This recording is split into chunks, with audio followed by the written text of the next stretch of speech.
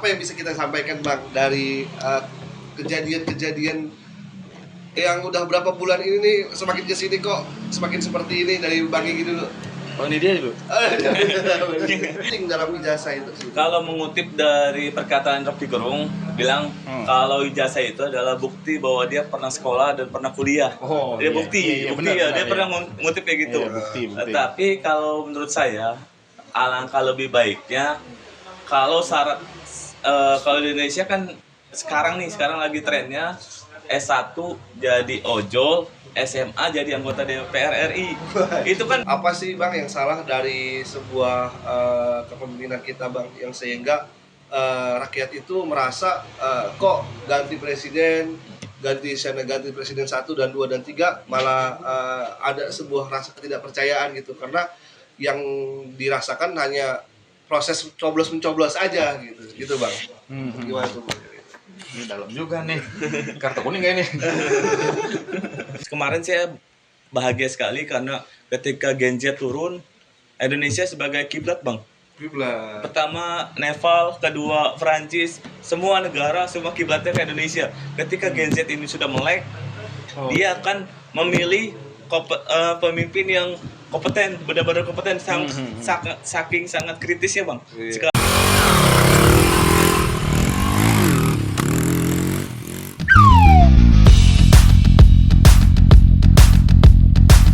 Assalamualaikum warahmatullahi wabarakatuh. Waalaikumsalam warahmatullahi wabarakatuh. Berjumpa lagi dengan kita nih di podcast Kita ya. Pongki yang ke-17. Masya Dan Allah. nggak terasa. Nggak terasa 17 kali ya. 17 kayaknya. Udah berapa bulan berarti tuh? Udah lama itu. Udah, Kita lagi di mana nih? kita lagi Lagi di Kedai Bang Sam. Sam. Kedai Bang Sam. Tanjung Pura. Iya. Pura Pegadungan ya. Pegadungan ya. Iya, Pegadungan. Ya, perkenalkan saya Edwin, ada di sebelah saya nih. Saya Bang Dedi. Bang Dedi ini luar biasa ya. Masya Sebelah saya lagi ada Bang Gigi. Gigi. Iya. Kira-kira ada yang mau dibahas atau selesai di sini aja? Ini kayaknya banyak yang lagi anget-anget nih. Iya, Ada yang diangetin lagi kayaknya ini. Ini Kayak sayur. gokil ya kemarin ya. Kayaknya masalah ijazah ini nggak selesai kayaknya. Ijazah? Pak, ijazah kayaknya. Heran saya. Ijazah apa nih? Di Konoha kayak masalah ijazah Oh. nggak selesai kayaknya. Ijazah Konoha. Iya. Itu perkara ijazah kok panjang banget gitu. Kira-kira nih dari Bang Gigi dulu. Perkara ijazah tuh kan selama ini banyak tuh Bang yang mengembangkan ya ijazah ini, kata ini palsu, ini enggak, ini palsu, ini enggak gitu. Sebetulnya akar masalahnya di mana sih Bang tentang ijazah ini tuh yang membuat kayaknya jadi negara ini tuh kayak carut marut tentang ijazah doang gitu loh. Nggak asik banget bedanya Nggak asik kayaknya. banget ya. Nggak asik kan. Bilangnya ijazah doang gitu ya. Ya jadi apa ya? Sebenarnya sih kalau ijazah itu kan cuman administrasi duniawi doang gitu ya. Sebenarnya gitu kan ya.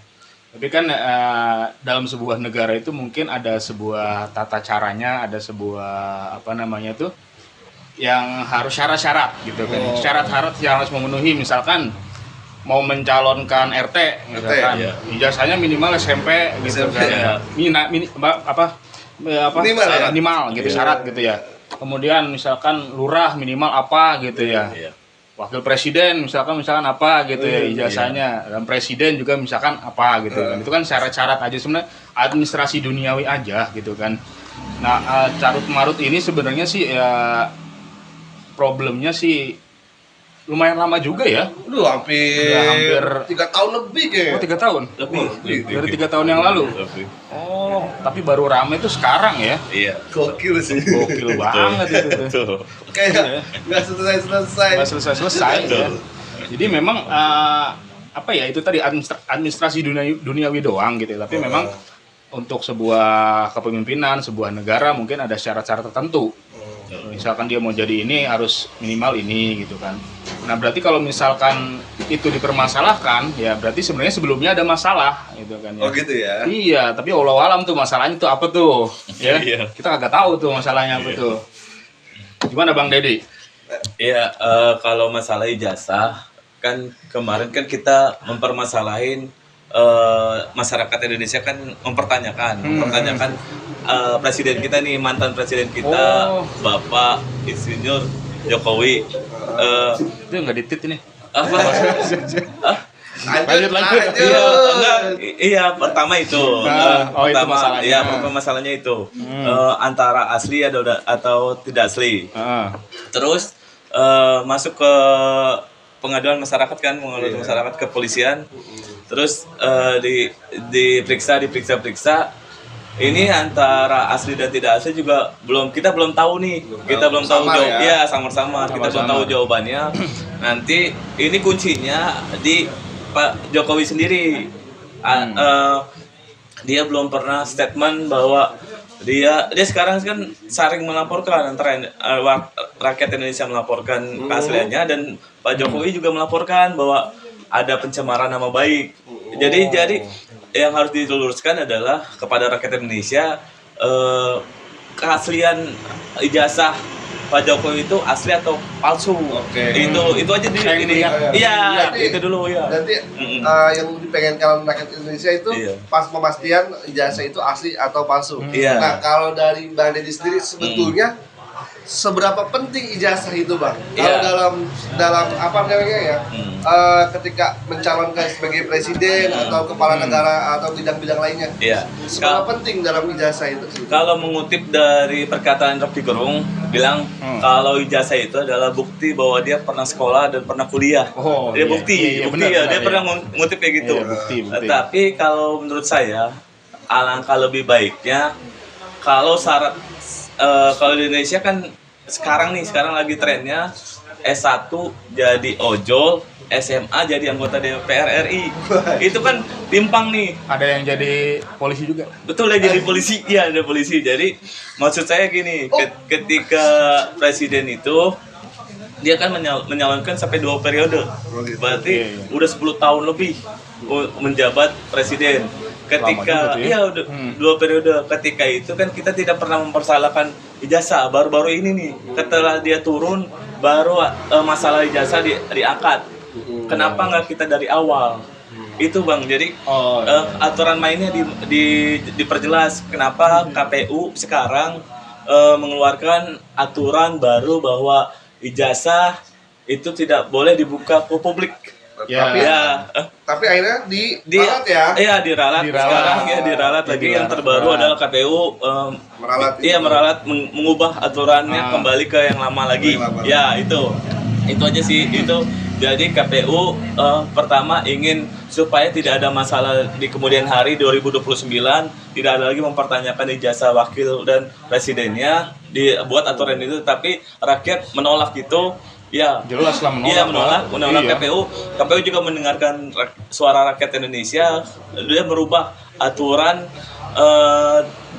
terbuka dan Kembali lagi tertutup. dong, Iya, nanti kembali ke yang lama lagi. lagi. Ya, itu sih masalahnya di situ. Oh, betul. Mm-mm. Nah, kalau poin berarti saya dapat nih poin dari Bang Deddy itu Iya. sebetulnya ini tuh masalah kejujuran. Betul, Hmm. Bang Gigi. betul. Jadi itu sebetulnya poinnya sebenarnya sederhana, Bang. Ini Iya. tuh nggak harus dibuat jauh-jauh, nggak harus dibuat ranah hukum, nanti dan saling lapor-melapor. Iya. Kita kan sesama anak bangsa nih. Betul. Sebetulnya betul. kalau kita mau memajukan bangsa itu nggak seperti ini. Tapi dalam konsep Islam sebetulnya ini tuh yang diutamakan sebagai seorang pemimpin adalah kejujuran. Kejujuran. Nah, kejujuran itu yang ini nih masih jadi abu-abu gitu. Betul, Kira-kira betul. menurut Bang Gigi nih dengan kejujuran itu seperti apa sih Bang dalam pemimpinan itu dalam Islam itu harusnya? Apakah cuma jujur aja atau seperti apa Bang? Kalau dalam kriteria seorang kepemimpinan dalam Islam seperti itu. Ya, jadi kalau kita berkaca gitu ya, berkaca kepada pemimpin Islam, tentu kita harus berkaca kepada Rasulullah Muhammad SAW ya. Kita harus berkaca kepada beliau. Beliau itu orangnya amanah ya, sidik, jujur gitu ya. Kemudian apa namanya? Intinya beliau keterbukaan gitu kan ya. Keterbukaan kepada pada masa itu mungkin rakyat Madinah gitu kan, Daulah Madinah gitu kan ya. Keterbukaan gitu kan. Jadi memang ya poinnya bener, kejujuran itu tadi ya, kejujuran itu tadi ya, amanah ya, sidik gitu kan. Dia berkata, dia apabila dia berkata dia tidak dusta gitu Iya, kan ya. betul. Dia nggak bohong ya. Ya memang kita harus berkaca kepada Rasul. Betul. Ya, berkaca kepada Rasul, bagaimana sih cara Rasulullah memimpin gitu kan. Bagaimana cara Rasulullah menjalankan sebuah negara gitu kan ya. Kita harus berkaca gitu kan ya. Tapi di zaman sekarang ya memang ya agak sulit nih ya, karena memang pasca daulah Islam runtuh, belum ada daulah lagi, kita negara republik ya. Cuman ya tetap kita memang dalam hal duniawi ya tetap kita taat sama pemimpin gitu kan ya. Nah makanya kita taat sama pemimpin, masuk tadi tuh rakyat itu tuh pengen sebuah kejujuran ya, pengen bener nggak sih ya ijazah yang ini tuh apa namanya, ijazah beliau tuh ada apa enggak, itu doang gitu kan. Sebenarnya yang pengennya itu doang gitu kan. Ini pandangan rakyat umum gitu kan, pandangan rakyat umum pengennya seperti itu gitu kan. Ya dalam Islam jelas hal seperti itu dilarang ya, karena itu tidak mencerminkan sikap seorang pemimpin, jauh dari sikap seorang pemimpin. Betul. Ya bisa jadi kalau misalkan itu hukum Islam ya, itu ada hudud, ada jinayat gitu yang bisa menghukum pelaku kebohongan itu sendiri. Oh gitu. Bisa jadi gitu kan. Tapi kan kalau kita lihat di hukum sekarang ya, hukum umum, hukum positif yang berjalan sekarang itu kan, ya bagaimana ya. Tadi Bang Deddy bilang KPU main-mainin gitu ya. Kemudian sebelumnya apa tuh yang MK ya dimainin juga ya. Betul. Jadi Dimainin trustnya juga. itu, Iya, jadi trust, rasa kepercayaan itu turun ya Bang? turun, Terhadap turun, iya. Berarti Gitu. bener banget tuh kata Bang Gigi, sebetulnya kepemimpinan itu memang harus diawali dengan kejujuran ya Bang. Betul. Kejujuran, amanah. Amanah. Nah, kalau itu semua memang kan itu kompleks satu ikatan yang harus berkesinambungan ya, tentang amanah, dia harus kejujuran juga. Nah, kalau menurut Bang Deddy sebetulnya pemimpin yang jujur tuh seperti apa sih Bang? Pemimpin yang amanah, jujur seperti apa gitu? Gini, kalau kita kan menganut sistem demokrasi, kita sudah menjalankan demokrasi ini sudah lama di zaman Orde Baru ke Orde Reformasi. Terus ketika reformasi itu berjalan, kita sudah 5 kali sampai 7 kali presiden berganti. Jokowi itu lahir dari sistem demokrasi yang sangat, kan kalau demokrasi kan sistemnya jujur dan adil. Itu yang harus ditegakkan kepada rakyat Indonesia, bahwa sistem Indonesia itu jujur dan adil. Ketika itu kita tegakkan, berarti kita mau nih mantan presiden kita dan sekarang turun ke anaknya Gibran juga kita dipermasalahin ketika elegannya Jokowi dan Gibran konferensi pers bahwa dia menyatakan bahwa ijazah saya asli, dia ngomong sendiri, dan kita juga rakyat Indonesia harusnya menerima apapun yang dilakukan, apa yang dikatakan oleh Presiden Jokowi dan Wakil Presiden Gibran itu Bang. Jadi ketika itu sudah dinyatakan, ya kita terima, karena kita sudah menganut sistem demokrasi yang jujur dan adil. Ketika itu dilahirkan pemimpin-pemimpin sekarang terpilih Pak Prabowo dan Gibran, ya mau tidak mau kita harus menerima sistem yang sudah kita pilih. Ketika itu sudah jujur dan adil, saya sih berpikir bahwa ketika ini sudah terbuka, kita sudah menerima. Tetapi kalau itu terbukti bahwa itu palsu, ya sistem hukum harus berjalan, harus walaupun sudah turun tidak menjadi presiden, tetapi tetap hukum tetap berjalan. Itu sih. Jadi ya itu yang harus ditegakkan, karena kasihan rakyat.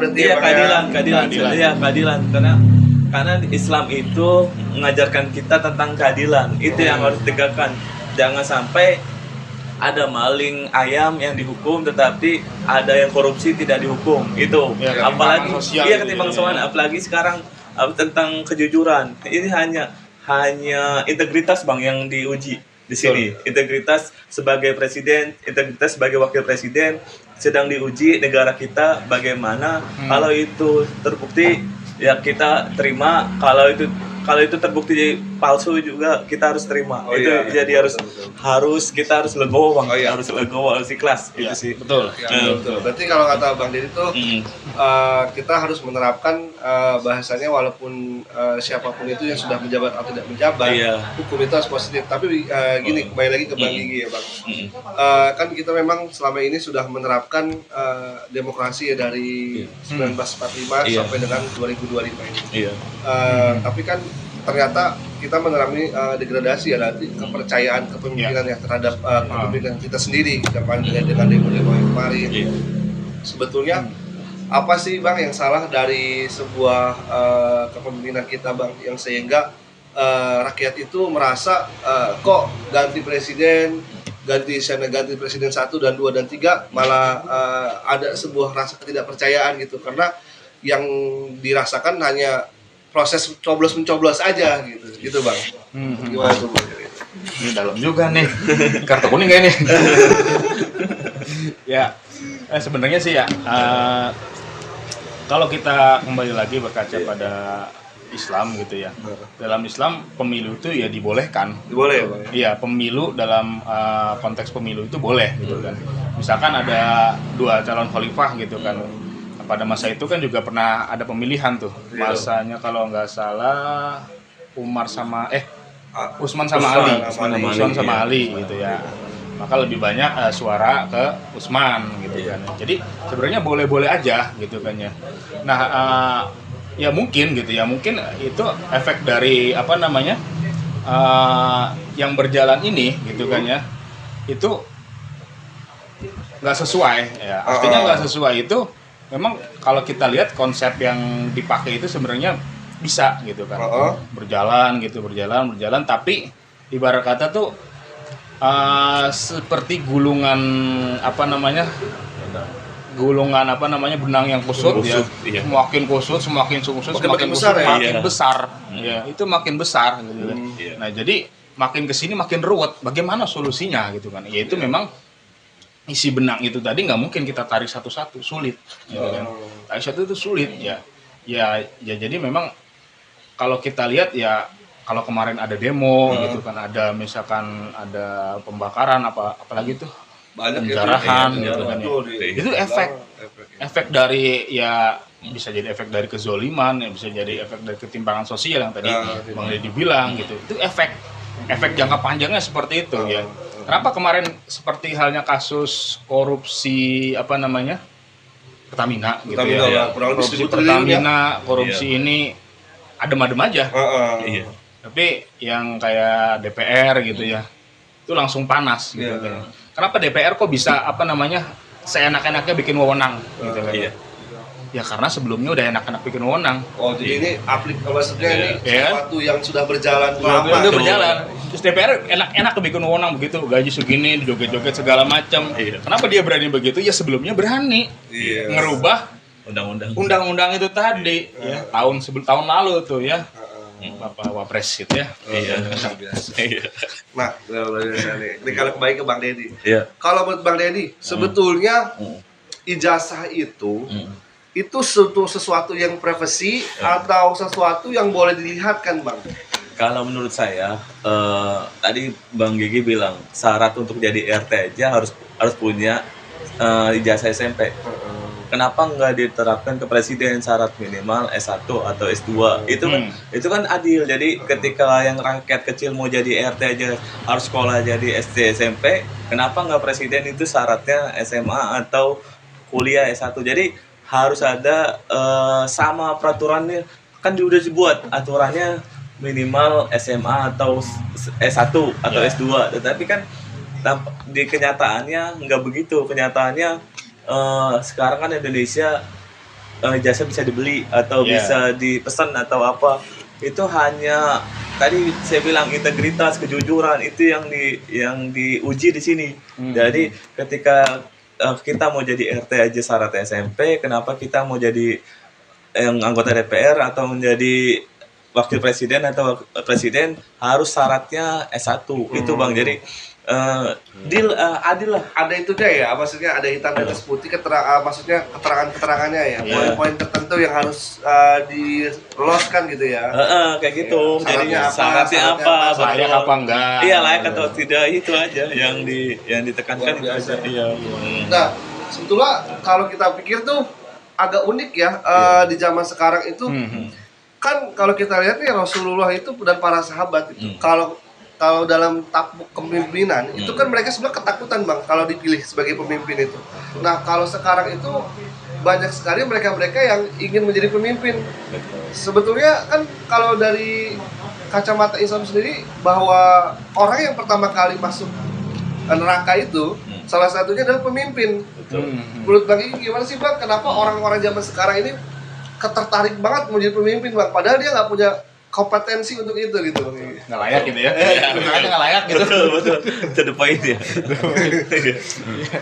Ya kalau misalkan kita lihat pada zaman Rasul gitu ya, jadi pemimpin itu ya Azab. adalah sebuah beban juga. Oh bukan azab ya? Beban ya? Iya, Beban. beban itu. Ya kamu pemimpin itu ya bukan karena kamu pengen kaya, bukan karena kamu pengen jabatan, bukan karena kamu pengen ketenaran, tapi karena tanggung jawab. Tanggung jawab. Iya, tanggung jawab itu tuh berat banget ya. Makanya banyak tuh maksudnya tuh ada suatu kisah di Daulah Khilafah Utsmani gitu ya. Ada namanya Sultan Murad ya. Murad. Sultan Murad. Sultan Murad keempat. Orang empat ya? Sultan Murad keempat ya. Dia dibaiat setelah pamannya Sultan Abdul Aziz meninggal, dibunuh oleh Freemason gitu kan. Nah Sultan Murad ini dia nggak layak. Nggak lah ya? Karena apa? Akalnya nggak nyampe jadi pemimpin, maka digantilah oleh Sultan Abdul Hamid kedua, gitu ya. Sultan Hamid kedua, ya, itu memang syarat kepemimpinan itu ya ada akal, ada kejujuran, ya. Kalau akalnya nggak layak, ya nggak layak, harus diganti, gitu. Harus segera diganti, gitu kan. Nah, memang kalau prosesnya di sekarang ini memang ya kita belum tahu tuh. Betul. Gimana sih gitu kan caranya gitu kan, cara ngegantinya apakah nunggu 5 tahun lagi gitu kan ya. Kita ganti presiden, misalkan presidennya siapa gitu kan, apakah 10 tahun lagi gitu kan ya, apakah kita akan mengulangi cara yang sama, itu Allah alam, kita belum tahu ya. Mungkin dari Bang Dedi tuh ada apa cara-caranya gitu. Iya bang, maksudnya gini bang, maksud saya tuh kenapa di zaman sekarang ini orang itu berlomba-lomba mau jadi pemimpin gitu, padahal banyak sekali mereka itu nggak punya kompetensi itu gitu loh. Itu bahaya sekali sebetulnya. Bahaya banget. Betul. Ya kalau kita mengacu pada sejarah, ketika Nabi Muhammad SAW itu meninggal, kan ada beberapa sahabat yang harus menggantikan dia. Tetapi kenyataannya sahabat-sahabat itu merasa keberatan. Tidak ada yang sanggup untuk menggantikan Nabi. Jadi bertolak belakang dengan zaman sekarang. Ketika sekarang itu khilafah atau cara memimpin itu orang-orang itu berlomba-lomba untuk menjadi pemimpin. Itu berbalik nih karena beban moral khilafah atau pemimpin itu sangat berat. Ketika dulu tuh ada ulama dan umaroh bang. Umaroh itu adalah yang bertanggung jawab semua dosa yang umat yang dipimpin sama dia, dia menanggung itu yang harus yang harus dititik beratkan adalah umaroh itu bukan hanya memimpin tetapi bertanggung jawab setiap semua umat yang dipimpinnya. Itu sih yang iya harus tanggung jawab bang, tanggung jawab. Kita harus berkaca sama sejarah Nabi. Ketika Nabi Muhammad meninggal tidak ada sahabat yang mau menggantikan itu, tetapi zaman sekarang ketika bapaknya turun anak yang naik. Iya itu. Banget ya. Iya. Nanti kalau anaknya turun cucunya, apa bedanya sama dinasti? Mantu. Iya mantunya. Iya pokoknya masih dinasti keluarga lah itu. Itu bang kita apa bedanya kerajaan sama kenapa kita memilih sistem demokrasi? Karena kita harus memilih orang yang kompeten bang, orang yang kompeten, orang yang berilmu, orang yang punya agama yang baik. Itu yang harus menjadi syarat sebagai pemimpin di suatu negara itu, bukan hanya dia kenal orang dalam atau dia punya keluarganya siapa, itu yang harus dihapuskan. Bukan karena encingnya gitu. Bukan karena encingnya atau engkongnya atau bapaknya, tetapi kompetensinya sekarang. Kemarin saya bahagia sekali karena ketika Gen Z turun, Indonesia sebagai kiblat, Bang. Kiblat. Pertama Nepal, kedua Prancis, semua negara, semua kiblatnya ke Indonesia. Ketika Gen Z ini sudah melek, dia akan memilih pemimpin yang kompeten, benar-benar kompeten, saking sangat kritis ya, Bang. Iya. Sekarang Indonesia menjadi kiblat demokrasi dunia. Itu sangat kita berbahagia, senang karena Gen Z sudah bangun nih, dari mahasiswa sampai anak SMA sudah turun ke jalan. Dia sudah berani bersuara. Zaman dulu nggak ada kayak seperti ini, tetapi sekarang sudah dimulai, terbukti kita sudah menurunkan beberapa anggota dewan yang tidak kompeten turun. Kita 2029 saya berharap akan memilih pemimpin yang kompeten, yang akan hilang semua yang embel-embel yang tidak kompeten, akan hilang sendirinya. Harus melek mata ya berarti. Betul, Ya? Nah, berarti iya. gini. Bener banget tuh kalau menurut Bang Deddy bahwa jadi kita nih seorang umat muslim itu harus melek mata politik. Betul. Harus mempunyai pemikiran mustanir, artinya harus mempunyai pemikiran yang cemerlang. Betul. Kalau menurut Bang Gigi sendiri, sebetulnya politik itu dalam Islam itu seperti apa sih, Bang? Politik sendiri. Karena kan yang saya lihat sekarang ini, politik itu kalau kata orang, politik kotor katanya. Nah, kalau orang ngomongin politik di masjid, jangan ngomongin politik di masjid, kotor itu. Lagi dan di DPR ketika ngomongin masalah agama, jangan ngomongin masalah agama, umpama begitu. Harus jadi kayak seolah dipisahkan gitu. Kalau dalam Islam tuh sebetulnya politik itu apa, Bang, gitu. Ya, jadi politik itu ya dalam Islam itu ya ada gitu ya. Ya siasah itu tadi, siasat gitu. Nah, memang zaman sekarang itu miris gitu ya. Ada seorang ulama, seorang kiai, kita ngobrol politik gitu, bahasan politik di masjid, itu bisa diusir kita. Jangan ngobrol politik di sini. Jangan ngomong politik gitu ya. Enggak, bukan gitu kok ngaji, ini penting kok ngaji gitu kan harusnya kita ya. Betul. Iya. Tapi memang ya krusial banget gitu kan di zaman sekarang bahwa ya bahkan sekelas ulama, ya sekelas kiai, sekelas ya mungkin Pak Haji, habaib segala macem gitu kan. Itu zaman sekarang ya kayak antipati sama politik, nggak mau bicara politik itu di luar daripada area agama. Iya, padahal ya di zaman Rasul itu ya bicara politik itu di mana aja. Politik di mana aja, Bang? Boleh di masjid boleh, Bang? Di masjid boleh, di tongkrongan boleh, di ini boleh ya. Sementara kita di masjid nggak boleh gitu kan, dibungkam ya. Ini lama-lama kita di tongkrongan juga dibungkam juga, bisa jadi. Ya kan? Bisa jadi ya. Dalam Islam boleh berpolitik gitu kan, bahkan ada gitu cara-cara politik dalam Islam, ada kitab-kitabnya ya, kitab-kitabnya ada gitu ya yang akan dibahas gitu kan. Tapi ya memang ya Rasulullah juga udah bilang gitu kan ya, bahwa di akhir zaman itu umatku itu akan ada penyakit yang namanya alwahan. Alwahan. Iya. Apa itu, Bang, alwahan? Alwahan itu ya cinta dunia, takut mati. Ya bicara umatku itu kan berarti keseluruhan. Maksudnya mayoritas. Bisa jadi ulamanya, bisa jadi rakyatnya, bisa jadi ya pemimpinnya juga, ya.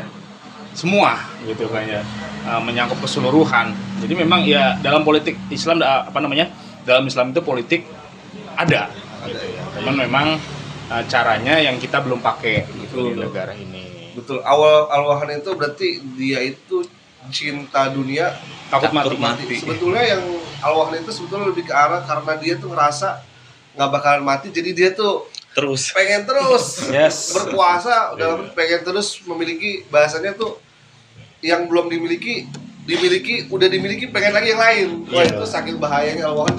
Betul. Nah, itu yang bisa jadinya kalau pemimpin berkarakter seperti itu, akhirnya rakyatnya nih yang jadi sasaran gitu. Karena kan sebetulnya dalam Islam sendiri bahwa politik itu artinya mengurusi keperluan masyarakat, artinya baik itu perutnya, artinya dari pendidikannya, kesehatannya. Nah, itu penting, itu menyeluruh, all dan diurus sama pemerintah. Berarti bahasanya tuh mereka itu pekerjanya umat. Benar nggak Ya, sih bang? Pekerja betul. umat. Kalau sekarang pelayan. Pelayan, Kalau iya, sekarang kan pelayan. lebih banyak negara jadi kayak terbalik ya. Iya. Iya bang Deddy. Jadi itu Betul. seolah-olah kayak rakyat yang mengeluh-ngeluhkan pemimpin, Betul. padahal sebetulnya mereka yang harus Melayani rakyat. melayani kita Betul. kapanpun itu. Bahkan bisa jadi nggak ada hari libur ya bang. Nggak ada. Nggak ada. 24 jam. 24 Harusnya, jam. harusnya, 24 jam. harusnya. 24 jam. Nah itu kan Iya. jadi ironi ya kalau Iya. kita lihat sekarang ini. Nah kita mau spill dulu nih. Nih kita ada di kedai Kedai Bangsa. Bangsa. Iya, Kedai Di Bangsa. di sini tuh tempat Iya. kita nongkrong ada di Sabtu malam Minggu. Iya. Itu ada di Atro namanya. Nongki. Nongki. Nongki. Iya, itu ada jam 9 malam sampai dengan selesai. Iya. Setiap Sabtu malam Minggu di Jalan Tanjung Pura. Datanglah ke sini, kita banyak kajian. Lalu juga ada di hari Selasa malam Rabu. Baru ya? Itu Iya, baru jalan mulai, ini. baru mulai ya? Baru mulai. Masya Baru mulai, Allah. insya Allah istiqomah nih semua. Amin. Itu ada kopdar, kopi sampai sadar. Kopi sampai sadar. Kopi sadar punya Keren juga itu Katro, konsepnya. Katro Jakbar. Iya. Oh, Katro ya kan. Kalau bisa sadar ya benar-benar. Ya, jadi itulah yang kita bahas tadi itu tentang bahasanya ijazah ya. Iya. Krusial ya Bang itu ya. Krusial. Krusial ya. Krusial. Sebetulnya, jadi sebetulnya tolak ukurnya ada di kejujuran ya Bang. Kita berpikir gini, ketika suatu pemimpin ijazahnya palsu, berarti dia secara legal itu sudah Membohongi. iya, harusnya dia apapun kebijakannya akan jadi salah.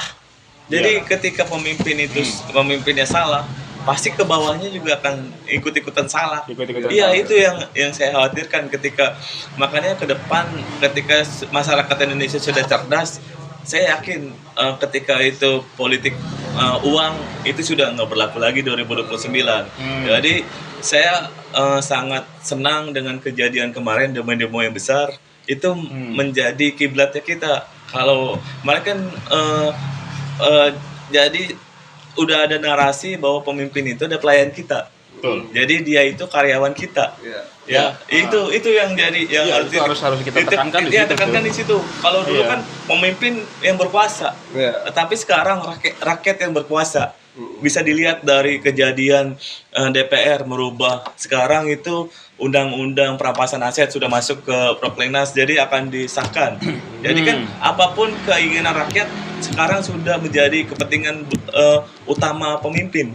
Bukan kalau dulu kan kita demo nggak didengarkan, Kalau sekarang kita demo, ada media sosial Bang. Jadi media sosial ada kekuatan utama kita. Iya. Itu sekarang jadi apa? Kata pedangnya kita. Pedangnya kita. Jadi kalau zaman dulu kan kita demo.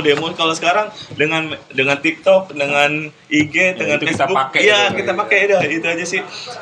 Menurut saya ketika apapun Penting ya. kepentingan kita sampaikan di situ. Kalau semuanya anak muda bersuara, pasti Indonesia akan lebih maju dari sebelumnya. Itu sih.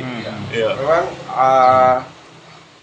bahwa itu ya apa namanya pucuk pemimpin tinggi itu rakyat. Betul. Dalam Islam itu juga bahwa rakyat itu harus diatur. Betul. Harus diatur dengan syarat. Betul. Jadi bahwasannya boleh bebas tapi dalam arti harus diatur dengan syarat, karena terkadang orang bebas pun dia nggak mau diatur. Nggak mau. Tapi dia punya aturan sendiri. Punya aturan sendiri. Ya, kan Betul. lucu tuh. Bohong itu. Betul. Oh, betul. Bohong dia itu. Iya, Betul. Jadi sebenarnya gini ya Bang Digi. Sebetulnya kompetensi seorang pemimpin dalam Islam itu sebenarnya apa aja sih Bang? Sebetulnya Bang. Ya. Dan berarti apa cuma harus jujur aja atau gimana sih sebenarnya? Jadi itu kan kalau kita lihat dari pemimpin-pemimpin terdahulu itu cerdas-cerdas luar biasa banget Itu, tuh Bang. iya, Itu betul, kompetensi betul, itu betul. apakah harus jadi seperti bahkan ternyata mereka tuh jadi kayak ulama ya Bang ya? Bisa beristihad ya Bang? Betul. Ya, betul. Seperti apa tuh Bang kira-kira? Ya kompetensinya yaitu tadi ya sehat akal. Sehat Ya, akal. Artinya dia nggak gila tuh. Nggak gila. Betul. Nggak gila. Betul. Dia masih bisa berpikir, dia masih bisa melakukan kebijakan yang sesuai dengan hukum syara gitu ya. Kemudian dia ada jujur. Jadi ya. Kemudian amanah gitu ya. Amanah udah pasti gitu ya. Kemudian ya penerapannya ya harus sesuai dengan hukum syara. Bagaimana Bang kita bisa ngelihat dia itu takut sama Allah Bang? kadang-kadang kan kita kadang-kadang coba kalau ngelihat secara looks gitu ya Bang. Wah, dia sholat nih. Ternyata kiblatnya salah. Umpama tuh. Pencitraan lagi ya. Umpama itu gitu. Ternyata kayak gitu. Gimana Bang caranya kita bisa melihat pemimpin itu benar-benar taat sama Allah? Ya caranya kalau benar-benar taat, pemimpin benar-benar taat sama Allah itu ya sederhana, menjalankan perintahnya, menjauhi larangannya. Ya. Itu sederhananya itu ya, cuman penjabarannya pasti panjang gitu kan ya. Menjalankan perintahnya apa ya? Perintahnya itu ada ya tentang pribadi, yaitu tadi ya sholat, ya puasa, zakat itu kan itu pribadi. Iya pribadi dia. Ranah pribadi tuh kita bisa pribadi, iya bisa ngelihat. Nah ada lagi yang namanya ranah negara, gitu kan, ranah negara gitu kan ya. Ya itu juga harusnya kita bisa rasakan ya. Bagaimana misalkan hukum, ya hukum yang berlaku itu bagaimana? Harus adil apa enggak gitu kan ya. Ada misalkan waktu itu kasusnya siapa yang kelindas tuh? Iya, Afan Kurniawan. Ya. Itu entah sengaja atau enggak gitu ya. Kalau kita dengar lihat-lihat di Instagram atau TikTok segala macam itu kan ada video injak aja, tabrak aja, lindas aja gitu ada kan. yang mendorong gitu. Kan tapi ada itu unsur kesengajaan. Iya, tapi itu belum tahu ya itu benar Itu belum tahu beneran ada berapa enggak. Tapi itu kan mungkin ada unsur kesengajaan gitu kan. Nah, dalam Islam itu ya ada namanya kisos. Ya nyawa harus dibayar dengan nyawa. Betul. Ya, harus dikisos gitu. Kenapa kan, tuh ya. Bang? Biar apa tuh? Dalam kisos itu ada kehidupan ya. Artinya ketika hukum itu diterapkan gitu kan, kisos itu diterapkan, orang tuh nggak semena-mena lagi tuh ngebunuh orang, ya ngerampas hak orang segala macem gitu kan, hukumannya tegas gitu kan. Ya, tapi kan memang di masa sekarang ini ya kita melihat banyak ketimpangan gitu kan, banyak hal-hal yang kayaknya di luar nalar gitu ya. Ada-ada aja ya. Ada aja gitu ya. Sampai kemarin terakhir tuh yang ngebunuh pacarnya sampai dipotong 60 bagian itu. Ada gitu. 300 60 potong. 300 potong. 300 potong. Iya. Lebih. Itu kalau bukan makanya kenapa hukum Islam itu dibawa di dalam Al-Quran itu kisos itu ternyata itu memberikan efek jerah ya Bang. Betul. Berarti harus ketika dia membunuh Dia harus dibunuh lah. tapi harus pemerintah loh Bang. Harus pemerintah negara. Harus aparat negara. Nggak boleh kita main hukum sendiri. Iya, nggak boleh kita main hukum jadi bunuh orang gitu. Nggak boleh. Nggak boleh gitu ya. Berarti closing statement nih keren, berarti udah luar biasa nih Bang. Terima kasih banyak nih statement-statementnya. Kira-kira apa yang bisa kita sampaikan Bang dari kejadian-kejadian yang udah berapa bulan ini nih semakin kesini kok semakin seperti ini dari Bang Egy dulu. Oh ini dia dulu. Ya, kalau menurut saya closing statementnya adalah kita harus benar-benar memperhatikan calon-calon pemimpin kita di masa depan. Jadi kita nggak bisa tertipu dengan pencitraan atau tampak luar. Kita harus benar-benar mempelajari visi dan misinya.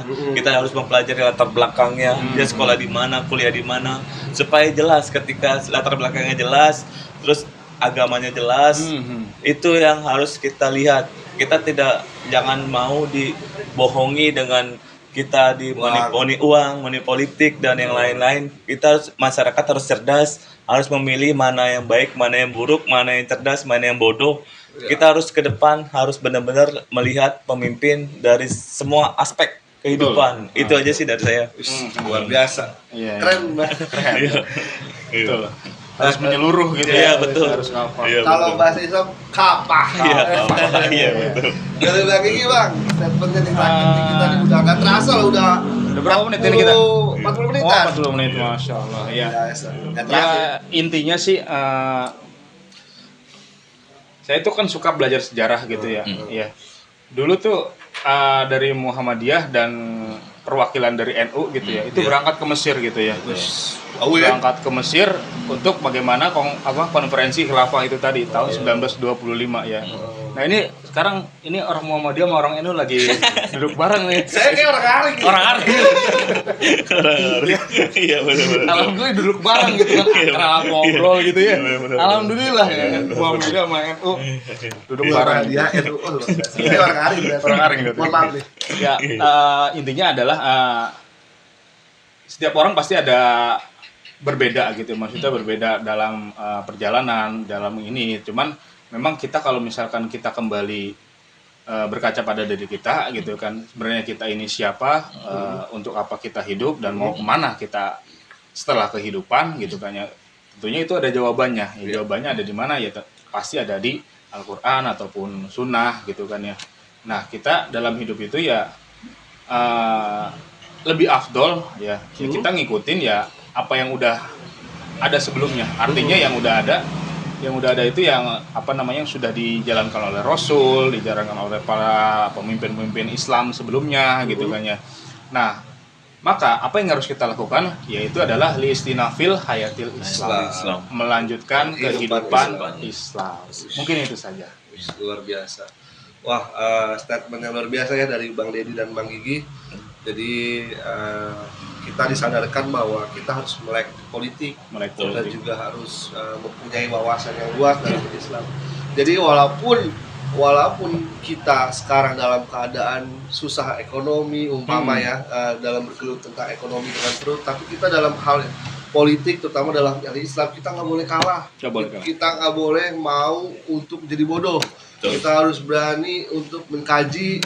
Kita mau datangin tempat-tempat kajian yang membahas bahwa Islam itu adalah rahmatan lil alamin, bahwa kita harus mempunyai pemimpin yang amanah ya Bang, amanah, jujur, dan itu penting.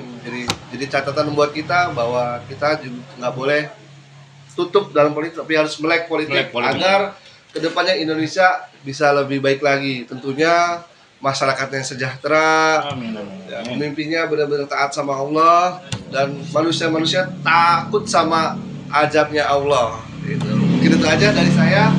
Assalamualaikum warahmatullahi wabarakatuh. Waalaikumsalam warahmatullahi wabarakatuh.